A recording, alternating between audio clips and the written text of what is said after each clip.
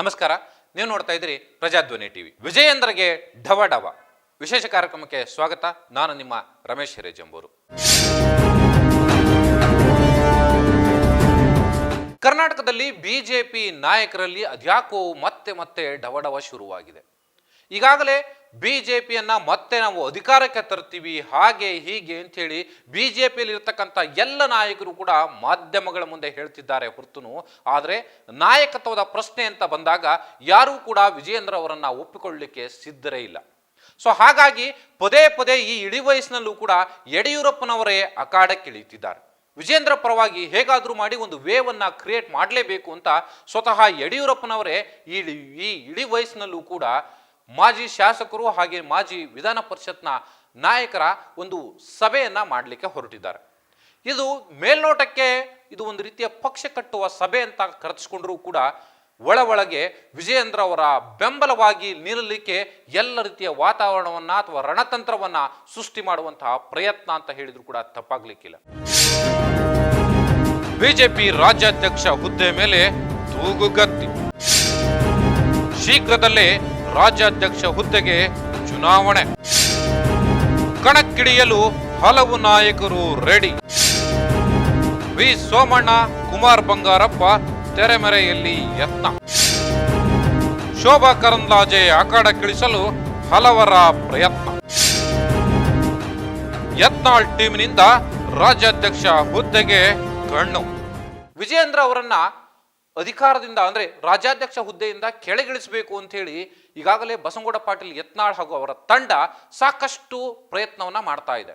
ಆದರೆ ಈ ಪ್ರಯತ್ನಕ್ಕೆ ಪದೇ ವಿಜಯೇಂದ್ರ ಅವರು ಅಡ್ಡಗಾಲ ಹಾಕುವಂತ ಕೆಲಸವನ್ನ ಮಾಡಿಕೊಂಡೇ ಬರ್ತಿದ್ದಾರೆ. ಈಗಾಗಲೇ 2-3 ಬಾರಿ ಕೇಂದ್ರ ಗೃಹ ಸಚಿವರಾದಂತಹ ಅಮಿತ್ ಶಾ ಅವರನ್ನ ಹಾಗೆಯೇ ಪ್ರಧಾನಿ ನರೇಂದ್ರ ಮೋದಿ ಅವರನ್ನ ಭೇಟಿ ಮಾಡಿ ಯತ್ನಾಳ್ ಹಾಗೆ ಅವರ ಟೀಮು ಕರ್ನಾಟಕದಲ್ಲಿ ಹೇಗೆ ನಡೆದುಕೊಳ್ತಾ ಇದೆ, ಜೊತೆಗೆ ತಮ್ಮ ಕೆಲಸಗಳಿಗೆ ಹೇಗೆ ಅಡ್ಡಿ ಆಗ್ತಾ ಇದೆ ಅನ್ನುವಂಥದ್ದನ್ನ ಎಳೆಯಾಗಿ ಕೇಂದ್ರದ ನಾಯಕರಿಗೆ ತಲುಪಿಸಿ ಬರುವಂತಹ ಕೆಲಸವನ್ನ ವಿಜಯೇಂದ್ರ ಅವರು ಮಾಡ್ತಾನೆ ಬಂದಿದ್ದಾರೆ. ಇಷ್ಟಾದರೂ ಕೂಡ ಕರ್ನಾಟಕದಲ್ಲಿ ವಿಜಯೇಂದ್ರ ಅವರಾಗ್ಲಿ ಅಥವಾ ಯಡಿಯೂರಪ್ಪನವರಾಗ್ಲಿ ಅಂದುಕೊಂಡ ರೀತಿಯಲ್ಲಿ ಸಂಪೂರ್ಣವಾದಂತಹ ಬೆಂಬಲ ಸಿಗ್ತಾ ಇಲ್ಲ. ಸೊ ಈ ಹಿನ್ನೆಲೆಯಲ್ಲಿ ಈಗಾಗಲೇ ಒಂದು ಸುತ್ತಿನ ಖಾಸಗಿ ಮಾತುಕತೆ ಅಂದ್ರೆ ಏನು ಡಿನ್ನರ್ ಪಾಲಿಟಿಕ್ಸ್ ಅನ್ನುವಂಥದ್ದು ಕೇವಲ ಕಾಂಗ್ರೆಸ್ನಲ್ಲಿಲ್ಲ, ಬಿಜೆಪಿಯಲ್ಲೂ ಇದೆ ಅನ್ನುವಂಥದ್ದನ್ನ ಬಸವರಾಜ ಬೊಮ್ಮಾಯಿ ಅವರ ನೇತೃತ್ವದಲ್ಲಿ ಒಂದು ತಂಡ ಈಗಾಗಲೇ ತೋರಿಸಿಕೊಟ್ಟು ಆಗಿದೆ. ಅಲ್ಲೂ ಕೂಡ ಚರ್ಚೆ ಆಗಿರುವಂಥದ್ದು ಇಷ್ಟೇ, ಕರ್ನಾಟಕದಲ್ಲಿ ವಿಜೇಂದ್ರ ಅವರನ್ನ ರಾಜ್ಯಾಧ್ಯಕ್ಷ ಹುದ್ದೆಗೆ ಕೂರಿಸಿದ ನಂತರ ಅಂತಹ ಒಂದು ಮಹತ್ವವಾದಂತಹ ಬೆಳವಣಿಗೆ ಆಗಲಿಲ್ಲ, ಯಾವುದೇ ರೀತಿಯ ಮಹತ್ವವಾದಂತಹ ಹೋರಾಟಗಳಾಗಲಿಲ್ಲ ಸರ್ಕಾರದ ವಿರುದ್ಧ. ಜೊತೆಗೆ ಎಲ್ಲರನ್ನೂ ಒಟ್ಟುಗೂಡಿಸಿಕೊಂಡು ಹೋಗುವಂತಹ ಕೆಲಸ ವಿಜೇಂದ್ರ ಅವರ ಕಡೆಯಿಂದ ಆಗಲಿಲ್ಲ ಅನ್ನುವಂಥ ಮಾತುಗಳು ಆ ಸಭೆಯಲ್ಲಿ ಕೇಳಿಬಂದಿದ್ವು. ಸೊ ಹಾಗಾಗಿ ಸ್ವತಃ ಯಡಿಯೂರಪ್ಪನವರೇ ಈಗ ಅಖಾಡಕ್ಕೆ ಇಳಿದು ಈ ಮಾಜಿ ಶಾಸಕರು ಹಾಗೆ ಮಾಜಿ ವಿಧಾನ ಪರಿಷತ್ನ ಸದಸ್ಯರ ಸಭೆಯನ್ನ ಕರೆದಿದ್ದಾರೆ. ಈ ಸಭೆಯಲ್ಲಿ ಕೂಡ ಬಿಜೆಪಿಯನ್ನ ಕಟ್ಟಿ ಬೆಳೆಸುವ ವಿಚಾರಕ್ಕೆ ಸಂಬಂಧಪಟ್ಟ ಹಾಗೆ ಚರ್ಚೆ ನಡೀತಾ ಇದೆ. ಆದರೆ ಒಳಗೊಳಗೆ ವಿಜೇಂದ್ರ ಅವರ ಪರವಾಗಿ ಬ್ಯಾಟಿಂಗ್ ಆಡಲಿಕ್ಕೆ ಒಂದು ರೀತಿಯ ರಣತಂತ್ರ ಕೂಡ ರೂಪುಗೊಳ್ತಾ ಇದೆ.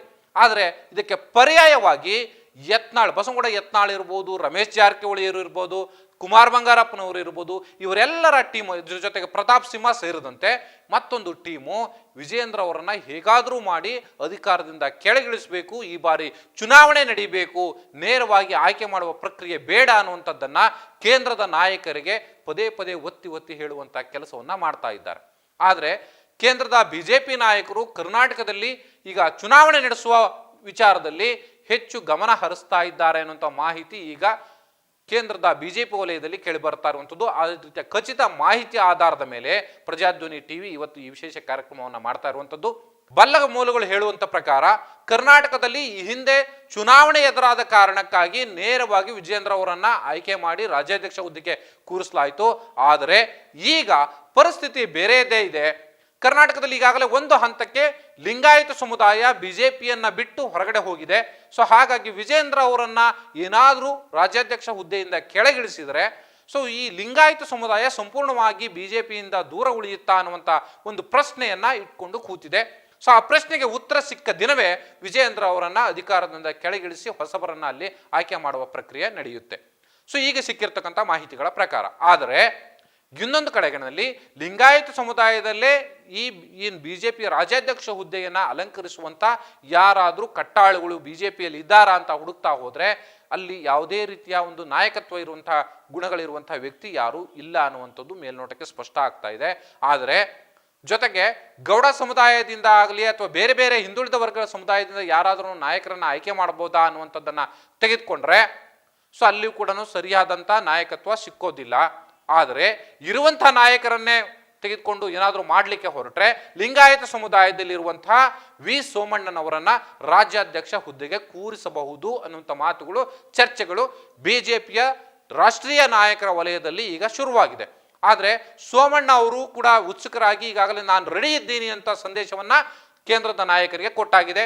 ಮತ್ತೊಂದು ಕಡೆಯಲ್ಲಿ ಬಿಜೆಪಿಯ ಇನ್ನೊಂದು ಟೀಮು ಹೇಗಾದ್ರೂ ಮಾಡಿ ವಿಜೇಂದ್ರ ಅವರ ಕಟ್ಟ ವಿರೋಧಿಯಾಗಿರ್ತಕ್ಕಂಥ ಶೋಭಾ ಕರಂದ್ಲಾಜೆ ಅವರನ್ನ ಕರ್ನಾಟಕಕ್ಕೆ ಕರೆತರುವಂತಹ ಅಥವಾ ರಾಜ್ಯಾಧ್ಯಕ್ಷ ಹುದ್ದೆಯನ್ನ ಅಲಂಕರಿಸಲಿಕ್ಕೆ ಅವರನ್ನ ಮುಂದೆ ಬಿಡುವಂತಹ ಎಲ್ಲ ಸಾಧ್ಯತೆಗಳು ಇದ್ದಾವೆ.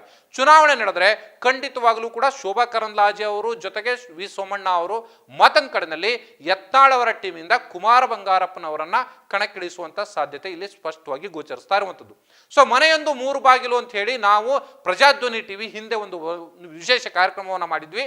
ಅಲ್ಲಿಗೆ ಇದು ಮೂರು ಬಾಗಲಾಗಿರುವಂಥದ್ದು ಬಿಜೆಪಿ ಅನ್ನುವಂಥದ್ದು ಮೇಲ್ನೋಟಕ್ಕೆ ಸ್ಪಷ್ಟವಾಗಿ ಗೋಚರಿಸ್ತಾ ಇದೆ. ಆದರೆ ಯತ್ನಾಳ್ ಅವರ ತಂಡ ಒಳಗೊಳಗೆ ಬಿಜೆಪಿಯಲ್ಲಿ ವಿಜೇಂದ್ರ ಅವರನ್ನ ಹೇಗಾದ್ರೂ ಮಾಡಿ ಅಧಿಕಾರದಿಂದ ಅಂದ್ರೆ ರಾಜ್ಯಾಧ್ಯಕ್ಷ ಹುದ್ದೆಯಿಂದ ಕೆಳಗಿಳಿಸಬೇಕು ಅಂತೇಳಿ ಪಟ್ಟು ಹಿಡಿದು ಕೂತಿದೆ.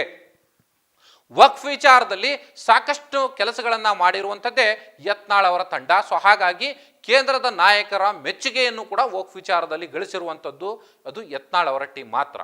ಸೊ ಆ ಕಾರಣಕ್ಕಾಗಿ ಕುಮಾರ ಬಂಗಾರಪ್ಪನವರನ್ನ ಆಯ್ಕೆ ಮಾಡುವಂಥ ಸಾಧ್ಯತೆ ಮೇಲ್ನೋಟಕ್ಕೆ ಕಂಡು ಬರ್ತಾ ಇರುವಂಥದ್ದು ಒಂದು ಭಾಗ. ಆದರೆ ಕುಮಾರ ಬಂಗಾರಪ್ಪನವರು ಕೂಡ ಒಂದು ವೇಳೆ ಪಕ್ಷದ ನಾಯಕರು ಈ ಜವಾಬ್ದಾರಿಯನ್ನ ಕೊಟ್ರೆ ನಾನು ನಿಭಾಯಿಸಲಿಕ್ಕೆ ಸಿದ್ಧ ಅನ್ನುವಂಥ ಮಾತನ್ನು ಕೂಡ ಹೇಳಿದ್ದಾರೆ.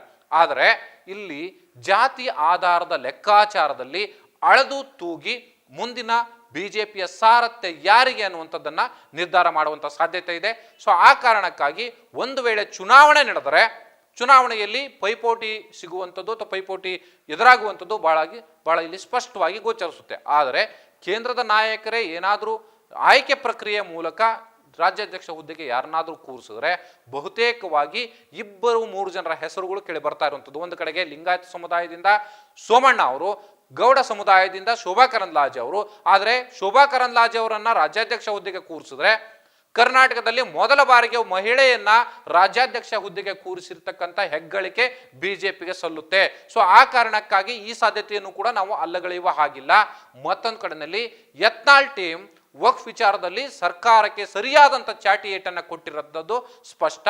ಸೊ ಆ ಕಾರಣಕ್ಕಾಗಿ ಯತ್ನಾಳ್ ಟೀಮಿನ ಮಾತನ್ನ ಪರಿಗಣಿಸಿ ಏನಾದರೂ ಆಯ್ಕೆ ಮಾಡಿದರೆ ಇಲ್ಲಿ ಕುಮಾರ ಬಂಗಾರಪ್ಪನವರು ಬಿಜೆಪಿ ರಾಜ್ಯಾಧ್ಯಕ್ಷ ಹುದ್ದೆಗೆ ಸೂಕ್ತ ಅನ್ನುವಂಥ ನಿರ್ಧಾರಕ್ಕೆ ಬರುವಂಥ ಸಾಧ್ಯತೆಗಳಿದ್ದಾವೆ. ಸೊ ಹಾಗಾಗಿ ಈ ಮೂವರು ನಾಯಕರಲ್ಲಿ ಯಾರು ಬಿಜೆಪಿ ರಾಜ್ಯಾಧ್ಯಕ್ಷ ಹುದ್ದೆಯನ್ನ ಅಲಂಕರಿಸ್ತಾರೆ ಅಥವಾ ಯಡಿಯೂರಪ್ಪನವರ ಬಲವಂತಕ್ಕೆ ಮಣಿದು ಏನು ಮತ್ತೆ ಮುಂದಿನ ಅವಧಿಯಲ್ಲೂ ಕೂಡ ಅಂದ್ರೆ ಈ ಹಿಂದಿನ ದಿನಗಳಲ್ಲಿ ಗಮನಿಸೋದಾದ್ರೆ ಮೇಲ್ನೋಟಕ್ಕೆ ನಾವು ಗಮನಿಸೋದಾದ್ರೆ ಯಾರನ್ನೂ ಕೂಡ 1 ವರ್ಷದ ಅವಧಿಯ ನಂತರ ಕೆಳಗೆ ಇಳಿಸಿಲ್ಲ.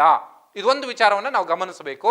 ಸೊ ಆ ಒಂದು ಅಜೆಂಡಾದಲ್ಲಿ ಹೋದ್ರೆ ಸದ್ಯಕ್ಕೆ ಯಡಿಯೂರಪ್ಪನವರ ಪುತ್ರ ವಿಜಯೇಂದ್ರ ಸ್ವಲ್ಪ ಮಟ್ಟಿಗೆ ಸೇಫ್ ಆಗಬಹುದು. ಆದರೆ ಬಿಜೆಪಿಯಲ್ಲಿ ಈಗಿರ್ತಕ್ಕಂಥ ಬೆಳವಣಿಗೆಗಳು ಜೊತೆಗೆ ಬಣ ರಾಜಕೀಯಗಳನ್ನ ಶಮನಗೊಳಿಸಲೇಬೇಕು, ಪಕ್ಷವನ್ನ ಮುಂದಿನ ಚುನಾವಣೆಗೆ ಈಗಲೇನೆ ಅಣಿಗೊಳಿಸಬೇಕು ಅನ್ನುವಂಥ ನಿರ್ಧಾರಕ್ಕೆ ಕೇಂದ್ರದ ನಾಯಕರು ಬಂದಿದ್ದೇ ಆದರೆ ಖಂಡಿತವಾಗಲೂ ಕೂಡ ಈ ಮೂವರು ನಾಯಕರಲ್ಲಿ ಯಾರಾದರೂ ಒಬ್ಬರನ್ನ ಬಿಜೆಪಿ ರಾಜ್ಯಾಧ್ಯಕ್ಷ ಹುದ್ದೆಗೆ ಕೂರಿಸುವಂತ ಎಲ್ಲ ಸಾಧ್ಯತೆಗಳಿದೆ ಅನ್ನುವಂಥ ಮಾಹಿತಿ ಪ್ರಜಾಧ್ವನಿಗೆ ಸಿಕ್ಕಿರ್ತಕ್ಕಂಥದ್ದು. ಸೊ ಆ ಹಿನ್ನೆಲೆಯಲ್ಲಿ ಬಿಜೆಪಿಯಲ್ಲಿ ಇರ್ತಕ್ಕಂಥ ಬಿಜೆಪಿಯ ರಾಜ್ಯಾಧ್ಯಕ್ಷ ಏನು ಬಿ ವೈ ವಿಜೇಂದ್ರ ಅವರಿದ್ದಾರೆ, ಅವರಿಗೆ ಈಗ ಡವಡವ ಶುರುವಾಗಿದೆ.